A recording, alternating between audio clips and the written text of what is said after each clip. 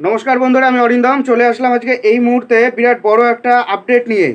সবাইকেই কিন্তু মুচলেখা দিয়ে জানাতে হবে। প্রত্যেকটা যে 25,753 জন আছে, এই 25,753 জনকেই কিন্তু মুচলেখা দিয়ে কিন্তু স্কুলে আবার তাদের জয়েন করতে হবে। কারণ তাদের চাকরি যদি চলে যায় তাহলে 12% হারে সুদে কিন্তু তাদের সমস্ত টাকা ফেরত দিতে হবে।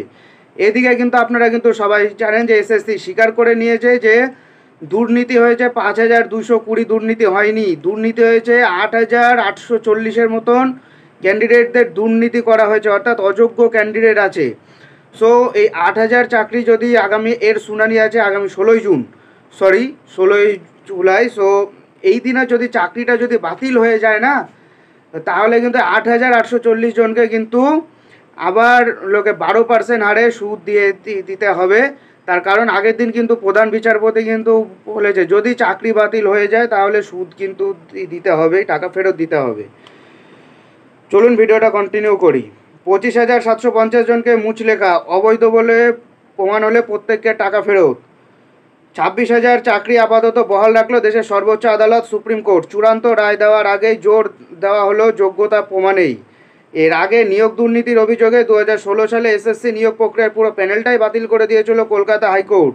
সেই রায় অন্তর্বর্তী স্থগিতাদেশ দিয়েছে দেশের শীর্ষ আদালত।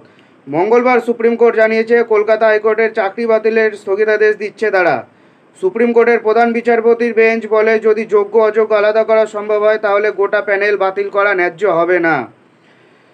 বেতন ফেরানোর নির্দেশেও বর্তমানে স্থগিতাদেশ থাকবে, তবে চাকরি বহাল থাকলেও এই 25,753 জনকে কিন্তু মুচলেখা দিতে বলেছে সুপ্রিম কোর্ট। এবং প্রধান বিচারপতির বেঞ্চ জানিয়েছে এক্ষেত্রে পরে যাদের নিয়োগ অবৈধ বলে প্রমাণ হবে তাদের প্রত্যেককে টাকা ফেরত দিয়ে দিতে হবে। সুপার নিউমেরিক পোস্ট নিয়ে বাংলার মন্ত্রিসভার বিরুদ্ধে যে সিবিআই তদন্তের নির্দেশ দেওয়া হয়েছিল তাতে স্থগিতাদেশ বহাল রেখেছে সুপ্রিম কোর্ট। আদালত জানিয়েছে সিবিআই তদন্ত করতে পারবে অবৈধ নিয়োগ সংক্রান্ত অন্য মামলাগুলি নিয়ে, তবে তদন্ত করলে কড়া পদক্ষেপ করতে পারবে না কেন্দ্রীয় তদন্তকারী সংস্থা। আপাতত এই সংক্রান্ত পরবর্তী শুনানির দিন ধার্য করা হয়েছে আগামী 16 জুলাই, অর্থাৎ লোকসভার ভোটের ফল প্রকাশের 1 মাস 12 দিন পর আবার শুনানি হবে এসএসসি চাকরি বাতিল সংক্রান্ত মামলা।